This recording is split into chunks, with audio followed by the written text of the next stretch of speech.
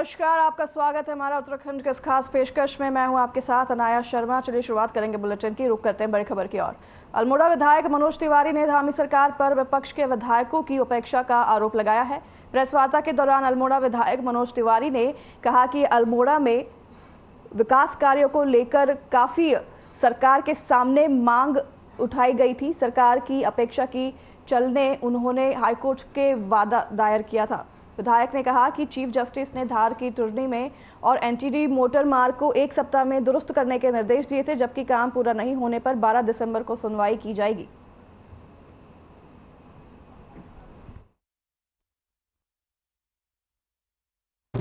देखिए, प्रदेश सरकार द्वारा लगातार जो हम विपक्ष के विधायक हैं वहाँ के क्षेत्र के विकास के लिए उपेक्षा की जा रही है और इन सब को देखते हुए और जनता की पीड़ा को देखते हुए मेरे द्वारा जब सरकार द्वारा नहीं सुना गया तो मेरे द्वारा कई मोटर मार्गों के लिए और उसमें प्रथम मैं धार की तूनी एनटीटी मोटर मार्ग के लिए माननीय न्यायालय में वाद दायर किया गया और माननीय न्यायालय द्वारा चीफ जस्टिस द्वारा उसमें स्पष्ट निर्देश दिए हैं कि उसको तत्काल 1 हफ्ते के अंदर ठीक किया जाए और उसकी नहीं तो अगली 12 तारीख को उसकी हियरिंग लगी हुई है।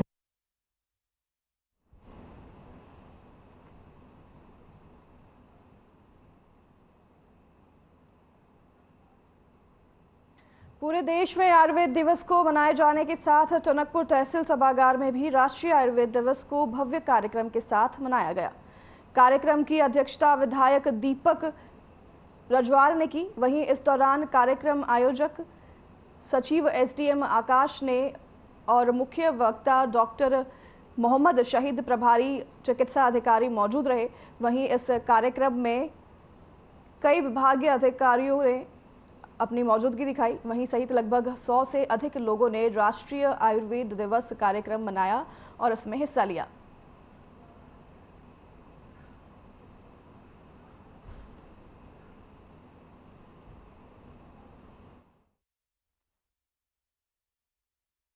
राष्ट्रीय आयुर्वेद दिवस पर लगभग टनकपुर के सभी विभागों को बुलाने की कोशिश की, जिसमें ग्राम प्रधान, सभी वार्ड मेंबर, टीचर्स, स्टूडेंट्स और सम्मानित जन, जिसमें सभी ने प्रतिभाग किया।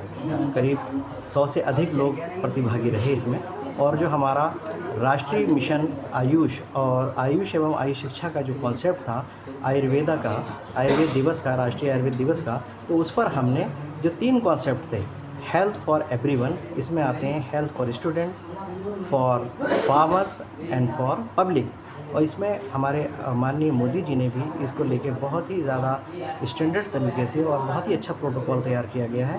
आयुर्वेद से बहुत कुछ कराया जा रहा है। हम लोग वीकली शिविर भी कर रहे हैं और वीकली उनको रिपोर्टिंग भी कर रहे हैं और टेली मेडिकेशन भी कर रहे हैं। आने वाला टाइम आयुर्वेद का है। मैं जनता से यही अपील करूँगा कि आयुर्वेद को अपनाएं और आयुर्वेद को अपनाकर ही विश्व गुरु बना जा सकता है। हमारा जो यहाँ पर आयुर्वेदिक चिकित्सा अधिकारी हैं डॉक्टर साहिद, उनके प्रयासों से आज टनकपुर तहसील सभागार में हम राष्ट्रीय आयुर्वेदिक दिवस मना रहे हैं। और इस संगठित गोष्ठी का विषय यह था कि जो लोग आयुर्वेदिक चिकित्सा पद्धति का उपयोग कर रहे हैं और जो लोग इसका उपयोग नहीं कर पा रहे हैं, उनको भी हम जागृत करें और उनको आयुर्वेदिक के बारे में बताएं।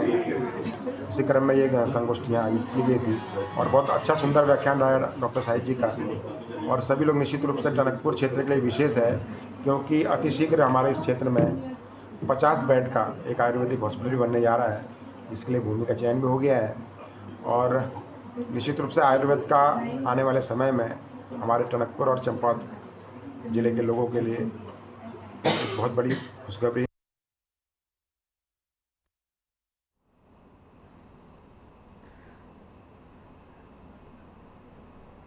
चंपावत के टनकपुर धनतेरस दीपावली पर्व के चलते बाजार में रौनक लौट आने के दुकानदारों में खासा उत्साह देखने को मिल रहा है। इस दौरान टनकपुर मार्केट में सभी प्रकार की छोटी बड़ी दुकानें, ठेले पर सब्जी सज चुके हैं, वहीं जिन पर ग्राहकों की भीड़ अब उमड़ना शुरू हो गई है। स्थानीय पुलिस की ओर से यातायात व्यवस्था को सुचारू रखने के लिए रास्तों को डाइवर्ट किया गया है, जिसके चलते टनकपुर बीच मार्केट में बाइक और अन्य वाहनों को ले जाने पर प्रतिबंध लगाया गया है, जिससे खरीदारों कर रहे ग्राहकों और दुकानदारों को कोई समस्या उत्पन्न न हो। वहीं दीपावली पर्व के चलते टनकपुर गांधी मैदान में प्रशासन के निर्देशों पर लाइसेंस धारकों को आतिशबाजी की दुकान लगा जाने की अनुमति मिलने के बाद अब गांधी मैदान में भी पटाखों की दुकान लग चुकी है।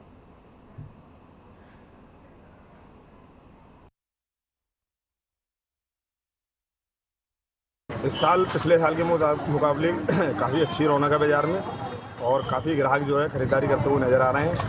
आज धनतेरस है और हो सकता है कल और परसों जो है आज से ज़्यादा अच्छी रौनक रहेगी बाज़ार में और त्यौहार पे काफ़ी खुशी का माहौल है।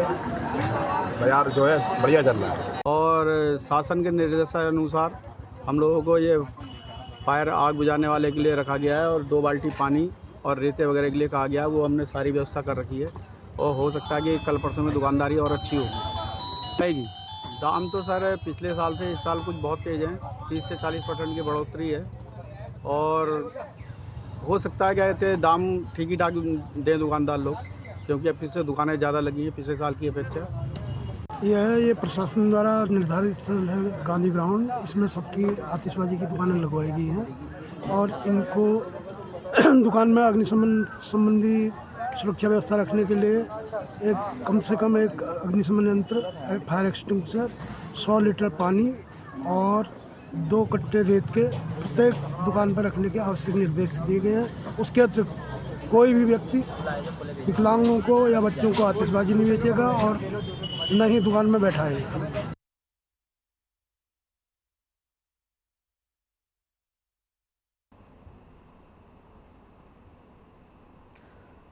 सोशल मीडिया के इस दौर में आम जनता को ज्यादा पैसे कमाने का लालच देकर ठगी करने का मामला सामने आया है।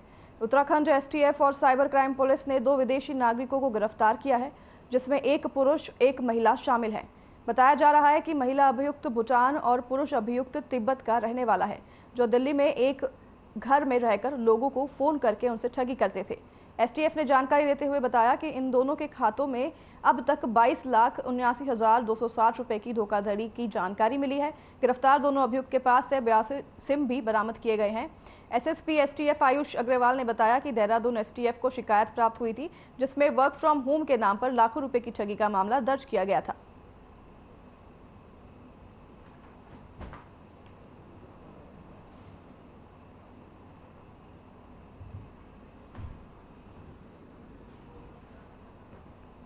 देहरादून से ये खबर है, जहां पर 2 आरोपियों को गिरफ्तार किया है। आरोपियों ने वर्क फ्रॉम होम के नाम पर लोगों से ठगी की थी, जिसमें एक महिला और एक पुरुष शामिल हैं। आपको बता दें कि ये दोनों व्यक्ति 42 सिम का इस्तेमाल कर चुके हैं लोगों से ठगी करने के लिए और अब तक लाखों रुपए की ठगी लोगों से कर चुके हैं। वर्क फ्रॉम होम का झांसा देकर ये आरोपी लोगों से ठगी करते थे, जिनका भांडाफोड़ हो गया है और उन्हें पुलिस ने गिरफ्तार कर लिया है। देहरादून से ये खबर है, जहां पर एक पुरुष और एक महिला को गिरफ्तार किया गया है, जो वर्क फ्रॉम होम का झांसा देकर लोगों से अब तक लाखों रुपए लूट चुके हैं।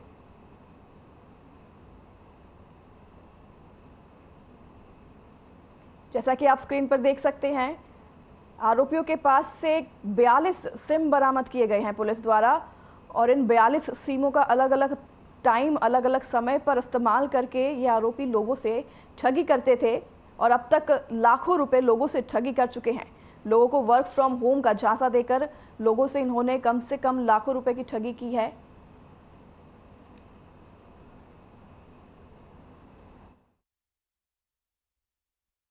कुछ माह पूर्व हमारा cyber crime police station Dehradun है, यहाँ पर एक कंप्लेंट प्राप्त हुई थी, जिसमें कि वर्क फ्रॉम होम और आगे इन्वेस्टमेंट के नाम पर जो शिकायत करता था उसके साथ में लाखों रुपए की धोखाधड़ी की गई थी। तो इसमें हमारे द्वारा एफआईआर दर्ज करके इन्वेस्टिगेशन की जा रही है। तो इसमें जो विक्टिम का पैसा था वो जिन खातों में गया था और उन खातों से जो लिंक्ड फ़ोन नंबर्स थे उन सब का हमने इन डेप्थ एनालिसिस किया, उनका विश्लेषण किया और उसके आधार पर हमने आगे कार्रवाई करते हुए 2 अभियुक्तों को दिल्ली से गिरफ्तार किया हुआ है। इनमें से जो एक अभियुक्त है तेंजिन, वो मूलतः तिब्बतन ओरिजिन का है और जो दूसरी अभियुक्ता है ललिता थापा, वो मूल रूप से भूटान की रहने वाली है। इन लोगों से पूछताछ में इनसे एक तो बड़ी संख्या में सिम कार्ड्स रिकवर हुए हैं, लगभग 82 सिम कार्ड्स रिकवर हुए हैं। इसके अलावा इनकी आइडेंटिटी डॉक्यूमेंट्स भी रिकवर हुए हैं। इनसे जो पूछताछ में सामने आया है कि इनका जो मेन रोल था वो यहाँ पर ये फर्जी सिम कार्ड्स इशू कराते थे और उसको आगे अन्य लोगों को सप्लाई करते थे। उसमें ये लोग काफ़ी बड़ी संख्या में, हज़ारों की संख्या में सिम जो है, उसको हम अपडेट करा देंगे अभी ना। हाँ, तो बैंक अकाउंट्स में पैसा डलवाते हैं, तो उसमें बैकएंड में जो नंबर यूज होते हैं, कॉलिंग नंबर जो होते हैं, तो उसको हमने पैटर्न देखा है कि अमूमन वो भारत के बाहर रहते हैं। उसके बाद इस प्रकार के एजेंट्स जो हैं इंडिया में बैठ करके बाहर वालों को सिम्स प्रोवाइड करा रहे हैं। तो जैसे अभी प्रथम दृष्टया जो इनका चीज़ें निकली हैं वो यही निकली है कि जैसे सर ने बताया कि 300-400 सिम जो इन्होंने भारत के बाहर भेजे हैं, और बाकी अभी स्टार्ट हुई है इन्वेस्टिगेशन, वो भी और भी चीज़ें निकलेंगे। नेशनैलिटी का यही है कि वो एक भूटान की महिला है और दूसरा ललिता थापा और दूसरा एक तहसीन चौकिल है जो अपने आप को फिलहाल वो तिब्बती बता रहा है, बट इसके मतलब कि और भी लिंकेजेस हैं तो उस पर काम कर रहे हैं।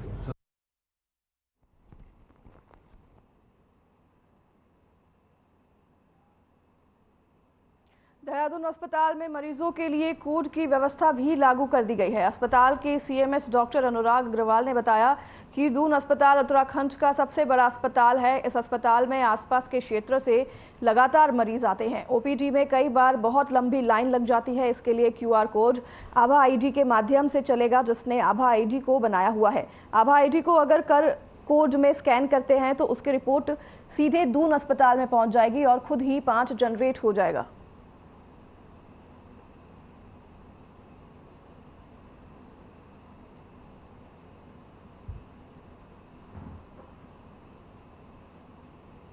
अस्पताल में अब क्यूआर कोड का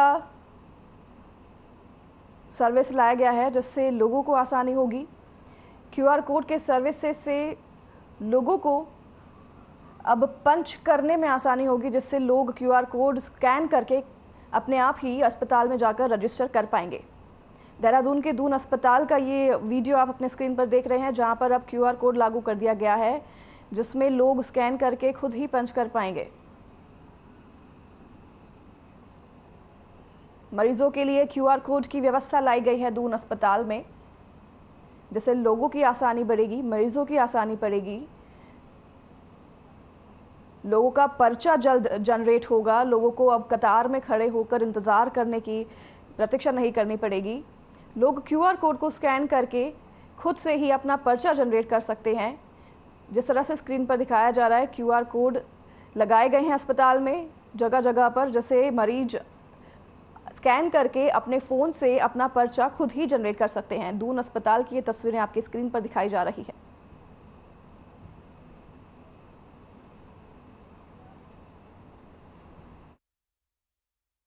हमारा एक बहुत ही बड़ा अस्पताल है ये देहरादून, और यहाँ पर हम देखें तो पूरे उत्तराखंड से और साथ के बाकी ज़िलों से भी हमारे पास मरीज आते हैं। तो ओपीडी में कई बार बहुत लंबी लाइनें लग जाती हैं। तो ये क्यूआर कोड अगर आप अपनी आभा आईडी बना चुके हैं तो आभा आईडी के ज़रिए अगर आप इसे स्कैन करेंगे तो सीधा हमारे ऑफिस में इसकी रिपोर्ट पहुंच जाएगी और आपका पर्चा खुद ही जनरेट हो जाएगा। तो जो हम लोग को टाइम लगता है एक लाइन में लगने का, फिर वो टाइप करना पड़ता है, वो सब समय हमारा सब बच जाएगा। तो जहाँ 3 से 4 मिनट एक लाइन में एक मरीज के ऊपर लगते हैं, वो अल्टीमेटली 30 सेकंड और 40 सेकंड में हमारा एक पर्चा बन सकता है। बस प्रिंट करके हम लोग को लेना होगा।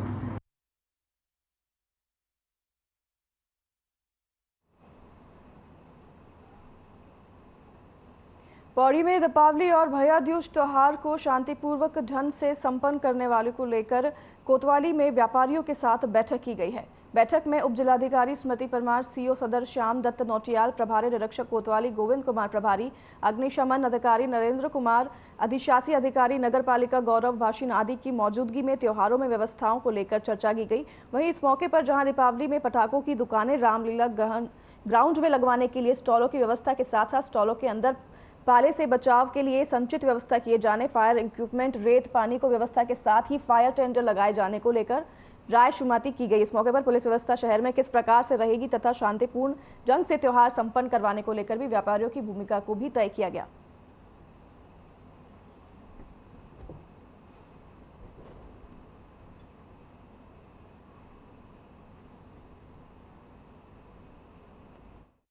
साल मीटिंग होती है। ये अच्छा की 5 साल की मीटिंग कराती है वो, क्योंकि कुछ व्यवस्थाएं हमारे दुकानदारों की थी। जो पहले जो व्यवस्थाएं थी वो हमारी दुकानों में लगती थी, लेकिन सुप्रीम कोर्ट का जब से ऑर्डर आया है तो ये खुली मैदान पे आतिशबाजी की दुकानों को लगना है, जिसके लिए प्रशासन ये मीटिंग करवाता है। तो आज जो ये मीटिंग हुई है इसमें यही व्यवस्था हुई है कि इस बार रामले ग्राउंड में ही लगेंगी दुकानें सर, और उसके लिए हम लोगों ने इनसे यही चाहा है कि जो भी प्रशासन वहाँ पे हमको छप्पर बना के दे दे, ऊपर पक्की व्यवस्था हो जाए, लाइट दे दे, लाइट की व्यवस्थाएं दे दे। हमारा दुकानदार वहाँ जाने के लिए तैयार है, लेकिन जो व्यवस्थाएं यदि हमें नहीं मिलेंगी, 9 तारीख तक हमने इनको बोला है कि 9 तारीख शाम को 6 बजे तक हमको लाइसेंस मिल जाए, व्यवस्थाएं मिल जाएँ, 10 तारीख को हमारा दुकानदार लगा देगा। यदि 9 तारीख को 10 तारीख सुबह को हमको व्यवस्थाएं नहीं मिलती हैं तो हम अपनी दुकानों में लगाएंगे। यदि दुकानों में नहीं लगने देंगे तो पूरा मार्केट बंद कर दिया जाएगा। ये व्यापार मंडल के दिवाली को उपलक्ष्य में पटाखे दुकान को लेकर के एक बैठक आयोजित की गई थी आज कोतवाली परिसर पौड़ी में। इसमें एसडीएम मैडम भी थी और ये सारी चीज़ें जो है डिसाइड हुआ है कि दुकानें अपने दुकानों में नहीं बेचेंगे, सभी को एक जगह सुनिश्चित की जाएगी। उसमें नगर पालिका के जो साहब भी थे, तो ये डिसाइड हुआ है कि नगर पालिका द्वारा जो है दुकानें बनाई जाएंगी रामला मैदान में, और जितने भी लाइसेंसधारी जो होंगे, जो लाइसेंस होंगे लगभग 50 के आसपास बता रहे हैं, तो इनके लिए लगभग इतनी दुकानों का इंतजाम जो है नगर पालिका रामला मैदान में किया जाएगा। और वहीं पर सारे हमारी जो सुरक्षा इंतजाम होंगे, पुलिस की ड्यूटीज़ होंगी, और साथ ही जो इनके जो इंस्ट्रक्शन वो दे दिए गए हैं कि अपना फायर एक्सटिंग्विशर, पानी, रेत ये सब अपना रखेंगे हर दुकानदार। और 700 रुपये करीबन तय हुआ, 700 रुपये तय हुआ कि नगर पालिका को पर डे के हिसाब से ये उस दुकान का रेंट देगा।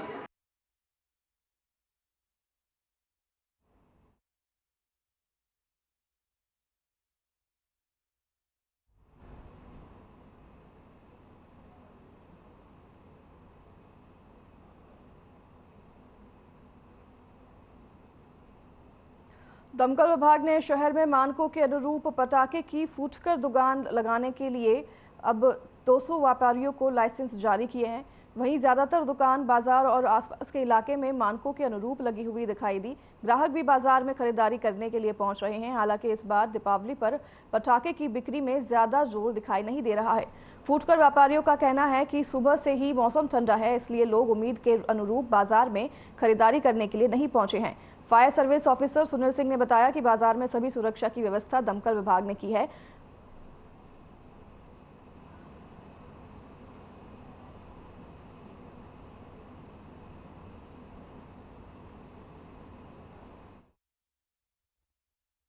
हमारे द्वारा लगभग 200 लाइसेंस जारी किए गए हैं, जो कि रायवाला भी है, ऋषिकेश भी है और रानी पोखरी भी है अन्य क्षेत्रों में। और हमारी 2 गाड़ियां आज ही ऋषिकेश बाजार में दीपावली की उसमें ड्यूटी तैनात कर दी गई है, और अन्य भी जगह जो आवश्यकता पड़ेगी तो हमारे वहाँ जरूर से गाड़ी भेजी जाएगी। जितने भी उपलब्ध साधन हैं, हमारे पास कर्मचारी हैं, उस अनुसार हम पूरी व्यवस्था करेंगे। पूरी तरह से हमारी टीम तैयार है, हम तैयारी की हालत में हैं।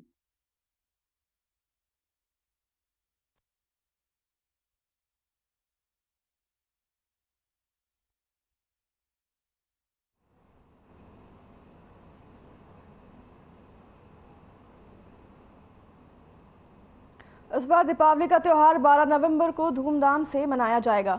12 नवंबर की शाम 5:17 से 7:58 तक लक्ष्मी गणेश पूजा का शुभ मुहूर्त बताया गया है, जबकि व्यापारियों के लिए वही खाते की पूजा के लिए शुभ मुहूर्त का समय शाम 5:34 से 7:29 बताया गया है। वहीं आपको बता दें कि पिपलेश्वर महाराज के पंडित गौरव चौड़ा ने बताया कि शुभ मुहूर्त पूजा करने से, भगवान गणेश और कृपा की पूजा करने से आप पर कृपा बनी रहेगी।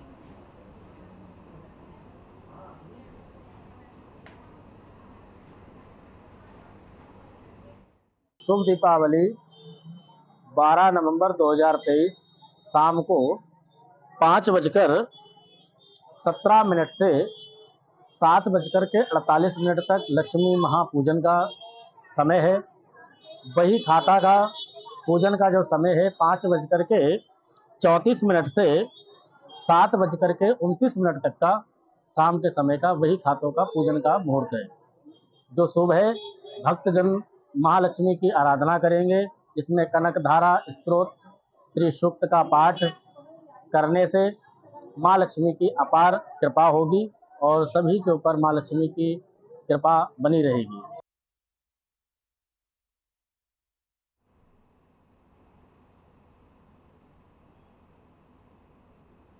उत्तराखंड समेत संपूर्ण उत्तर भारत में पिछले कुछ समय से भूकंप के आने की दर लगातार तेज हो रही है। वहीं पिछले एक महीने से ही उत्तर भारत में 3 से 4 बार भूकंप के झटके महसूस किए जा चुके हैं। ऐसे में कानपुर IIT के वैज्ञानिकों ने यह आशंका जताई है कि जिस तरीके से लगातार भूकंप आ रहे हैं, आने वाले समय में यह एक बड़े भूकंप की चेतावनी है। इस विषय पर वादिया इंस्टीट्यूट ऑफ हिमालयन जियोलॉजी के डायरेक्टर कालाचंद साई ने बताया कि पिछले कुछ समय में किए गए अध्ययनों से यह पता चलता है कि हिमाचल क्षेत्र के नीचे काफी मात्रा में एनर्जी स्टोर है। लगातार भूकंप के झटके महसूस किए जा रहे हैं और आने वाले समय में यह किसी बड़े भूकंप के रूप में भी तब्दील हो सकता है। इस संबंध में कोई समय निर्धारित नहीं किया जा सकता है।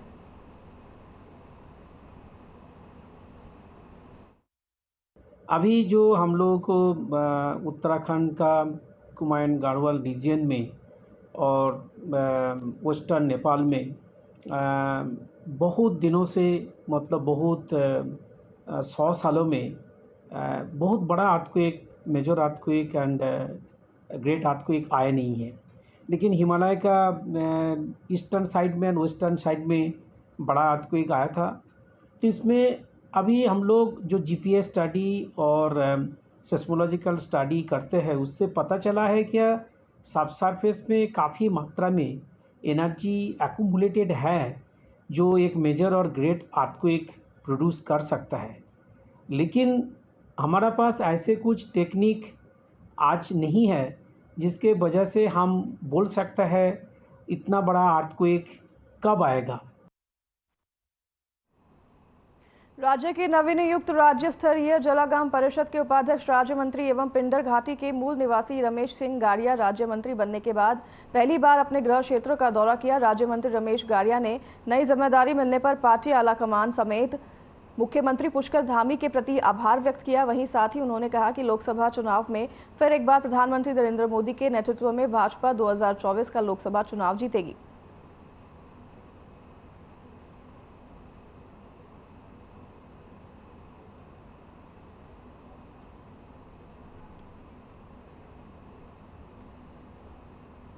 दीपावली का त्योहार नजदीक है। ऐसे में पर्याप्त सावधानी रखने के बाद भी कई बार लोग अक्सर हादसों के शिकार हो जाते हैं।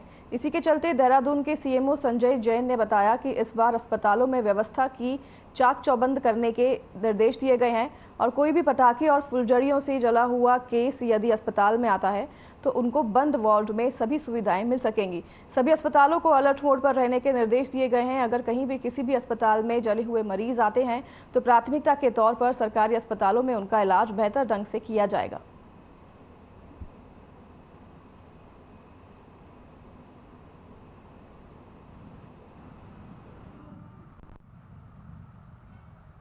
जहाँ तक बंद की बात है तो फर्स्ट एड के लिए तो हमारे यहाँ सभी जगह सुविधाएं हैं। उसके लिए मेरे द्वारा आदेश भी निर्गत किए जा रहे हैं कि दीपावली का सारे अस्पताल अलर्ट मोड पर रहेंगे।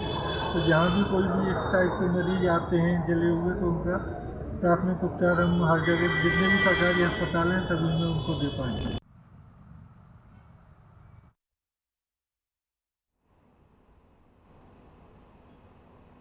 तो फिलहाल इस बुलेटिन में हमारे साथ बस इतना ही। नमस्कार।